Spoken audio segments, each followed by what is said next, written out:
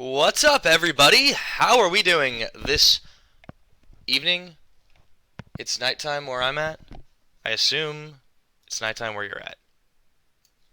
It's a bad assumption, but I'm making it because I only have friends that watch this in my time zone or right next to it. So, how are we doing? How's everyone going? This is way too high. I'm going to turn that down just a little bit. Oh my god, I got a haircut, and it's been like 3 or 4 days since I casted or streamed or something, but whoa! Yeah. Yep, got my pot in the background cooking me some dinner. I got my windows open because it's hot, but not as hot as some of my friends in Colorado were saying. It's like 100 degrees over there. If you don't want to die of heat stroke, don't go there. Not right now. In the summer, it kind of gets like that. So, today I'm going to be casting a couple of games, but I want to show you guys something freaking awesome first, and I need to actually get it up on one of my scenes. Is this... Nope, not that one. Not that one either. I want that t-shirt, though. Alright, I need to add this. Hold on. Hold on, I'll be back in like a minute. I promise.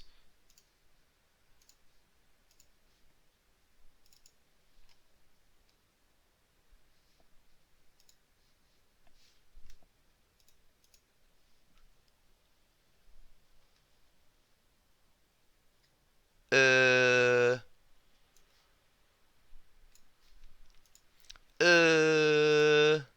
Looking for things. Not that thing. That's what I'm looking for.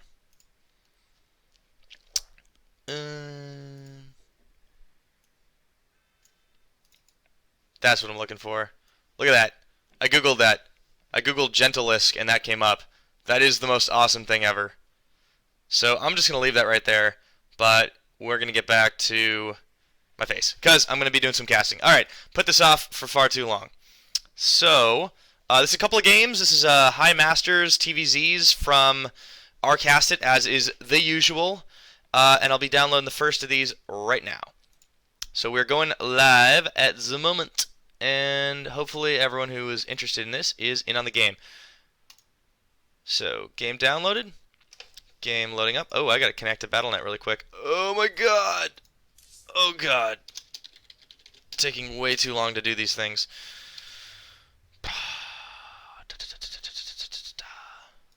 Alright. No one's in chat? Okay, good. Because I won't be able to listen to you for like 20 minutes. Hopefully my sound's good. Ping me if my sound is not good, guys. Let me know. I mean, worse than usual. Alright. I'm in. Game's starting. And as soon as my... Oh, here it is. Boom! This is one of the new maps, Korhal Sky Island. I actually like this map a lot, but it's really, really, really weird to wrap my head around. So, without any further ado, we're going to start spawn in the top left-hand corner with our red Terran. It is Team NON's ForsakeNxE. He is the Terran player who submitted this game. He is super duper goodsies because he is in the Master Leagues. And his opponent today will be the Blue Zerg spawning in the bottom right-hand corner. Cross spawns on this map. It is Dilvish. So, popping over production and heading back to the Terran player. He is starting again by early walling off, or he's going to be early walling off, this actually very wide expanse of land. It's kind of hard to wall this area off. So this map sort of favors Zerg for that reason. It's very easy to take a second for both players, but that second is really hard for anybody to defend because there's just point A, point B, and then of course your flyers are like really, really close. So this map does favor the Zerg very, very heavily in that regard, but it'll be interesting to see what Forsaken's able to pull off in terms of stopping this. So he's going to be putting a barracks right up there, hopefully blocking off this other side of his map pretty soon in case of any early Zergling aggression, which it looks like he's not going to have to worry about just yet because Dilvish is playing it safe, going for likely a 16 pool or 16 hatchery. And it is about 2 minutes into the game and there still is nothing of that sort building. Looks like we're going to go ahead and see, yes, it is going to be a hatch first. So standard macro play coming out of both these opponents. Barracks is almost halfway there for Forsaken, who takes 1 gas as well. And the drone is going to come in and scout all of that. See, okay. Well, I can't get gleaning too much information from him right now, but I'm going to try to harass his SCV. Meanwhile, continuing to build up his SCVs and continuing to drone up. Dilvish and Forsaken are doing just that. Hatchery goes down. The SCV is coming in for a scout as well. So I want to talk a little bit more about this map. This map is got all sorts of possibilities. You've got tons of bases. You've got a second here or a third here and here. You've got, you know, Force and Fist outside the area. This is the obvious second, but you don't have to take it. You could take this one. It's just a lot harder to hold. This is like a gigantic area. No good serious choke points. There are some rocks. There are some disposable garbage. Which is actually a tautology or something that is entirely useless in saying because it repeats itself. Spawning pool is nearly done right now for Dilvish, who's getting it up at a little bit supply blocked while he does it, though. He is cutting it really, really close while he morphs in an Overlord. He does not have either gas, so we will not likely be seeing any speedling play, at least not right away. Meanwhile, Forsaken is getting ready and starting to build his command center.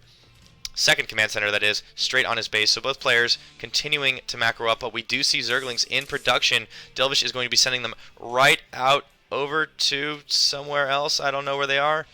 No, they're just going to spawn right here. Okay, but a Reaper comes in right then, just in time for the Zerglings to come up. They do not have speed, and speed is not even in the process of researching. No gas being taken. Yes, the gas is now going to go down. Dilvish realizes he has to get that if he wants to defend long-term against this kind of Reaper harassment. He is going to chase that Reaper out of the base, but in the meantime, unless he's really not careful with his micro that is, Forsaken is not really going to have too much trouble getting that Reaper out of there. He builds a factory to come down right after this barracks, which meanwhile is building a reactor. So we're going to see probably a quick little transition into Hellbats or Widow Mines, probably some drop play, and another command center. A third command center comes down, so very, very, very aggressively, well, he's aggressing just a little bit with this guy, with this Reaper coming in and out here, but very, very, very money, greedy, intensive game going to unfold here. And take a look at the income tab. The Zerg is, of course, way on the up and up right now. But that's really not going to say much just because there are two bases mining. This one is about to be, yes, just about up and running. And right now the Terran player has a bit of an advantage. He can see what his opponent's doing, and the Zerg player does not have any clue what's going on. He can only figure that, yeah, there's probably some barracks and probably some factories, but he really has no idea. And this wall-off is actually pretty good. The debris makes for a decent little bottleneck against any sort of early Zergling aggression, so I do have to take back what I said earlier about there being really no easy way to wall this off. So there is, it's just you have to do it in two places. So yeah, chasing those Reapers away are a couple of links, but they are still slow. Speed is only starting to research, so Dilvish is a little bit behind, and he's supply blocked again. Stim right now coming out, as well as some Hellions. Dilvish is going to have to be really careful. He wants to defend this. And he does have really good Overlord spread, though. He's got them all over the map, prepping for drops, hopefully stopping that. And wow, look at that awesome little effect. Yes, I have ADD.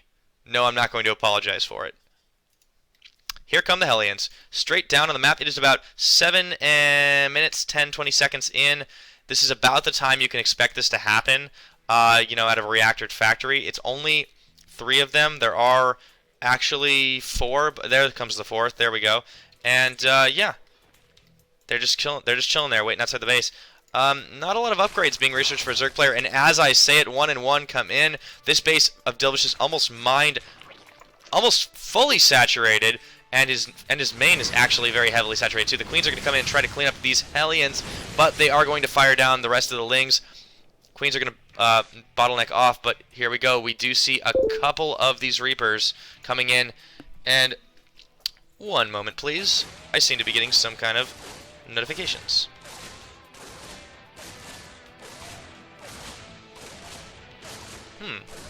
So the Reapers are going to be harassing right there on that hatchery. And, oh, I didn't link my Twitch stream. Oh, no. Guys, I didn't link my Twitch stream on YouTube. That's super, super sad. Oh, I'm so sorry. I'm, like, really, really hurrying to do it so no one, so you don't miss anything cool. But here come the links to clean up those. The Reapers had just so much time to start picking that apart, but it didn't matter. Oh, God, the scan comes down. Sorry, I'm going to be moving my mouse in just a minute because I'm derping on my phone. God, I'm sorry, guys. Okay. Oh, God, I'm missing some action down here at the bottom. The Hellions are going to be getting cleaned up by the Lings, but they are still doing a lot of damage. And no, the Lings Out-microed! Ah, not a single Hellion goes down. Wow, that was impressive. Excellent job. Forsaken showing phenomenal micro on his Hellions to be able to not get surrounded by those Lings. 1-1 upgrades are still in production. Getting close to finished up now, and Bailing speed is starting to be on the way as well. Yeah, my goodness. So, we're going to start seeing combat shields also being upgraded in an armory, so transition to heavy mech play likely on the way. I didn't even note when these engineering bays started building and upgrading and all these things, the starports coming down. Forsaken's just doing a lot of things. There are so many things that he is doing. He is mining very heavily at 2 bases, keeping the aggression up with these 4 Hellions, just doing a really bang-up job of it. And he keeps a Widow Mine out here, just, you know, so nothing really pushes out, keeping the Zerg player contained on 2 bases while he himself is on 2. This 3rd base is, of course, up, but when I say 2 bases, I mean there are 2 Widow Mines there that have something to say about that. Well, 1 Widow Mine, but that's okay. So the Lings are going to be coming in to try and clean up these Hellions, and even if they do go down, they've done their job. There's really no regrets at all right now. One of them does go down. A couple more Lings decide to head on back home. 2 and 2 attack and upgrades are going down. Roach speed is nearly complete, but only a couple of roaches out on the field. In fact, no roaches out on the field. Sorry, a couple in production.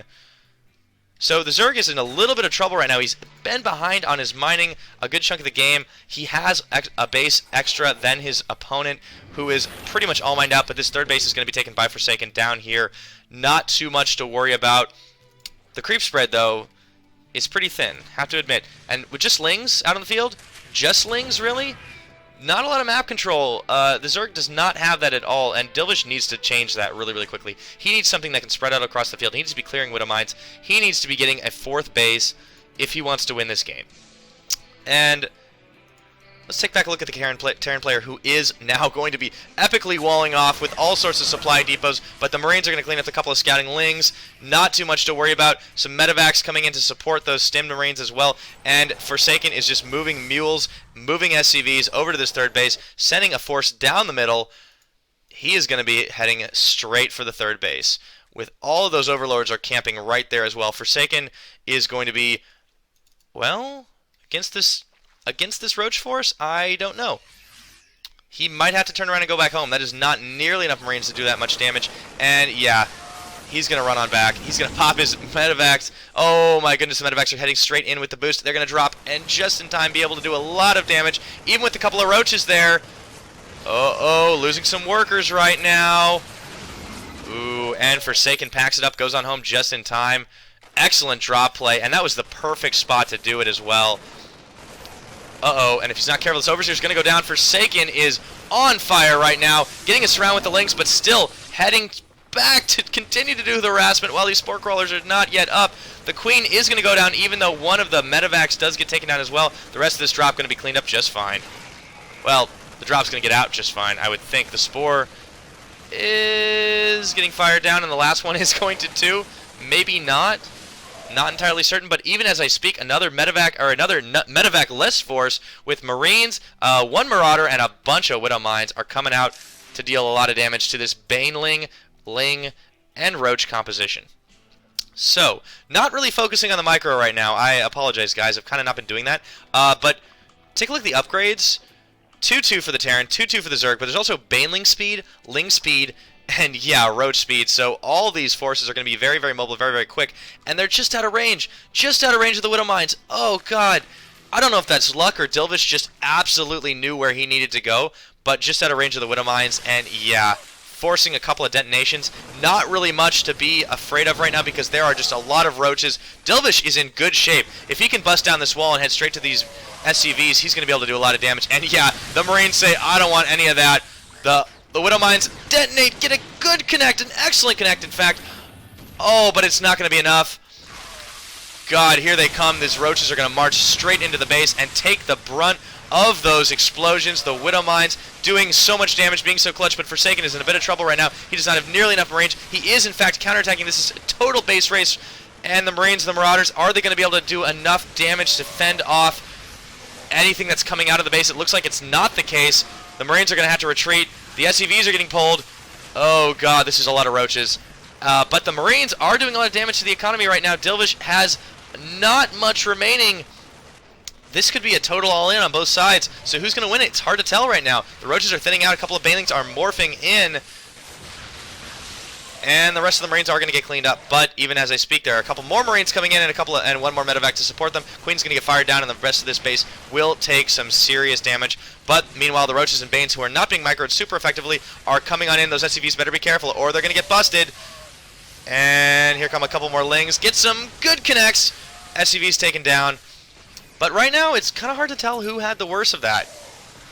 You know, the worker supply is really in the Zerg's favor just because he had more bases, but he lost a base. He got a lot. He lost 2 bases. Yeah, he lost quite a lot. And this third base, still not done. Second base, still not done. Main base, still not done, but a lot of SCVs lost. So, oh my goodness, Dilvish killed a lot of workers. But even so, I still think that the Zerg's in a lot of trouble.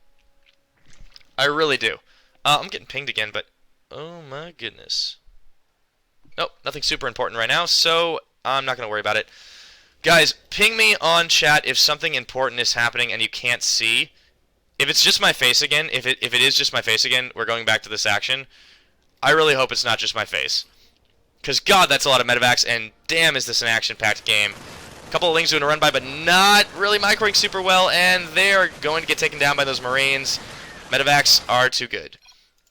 And Dilvish says GG. End of the game. That was an interesting base race. That was a really good base race. And yes, awesome.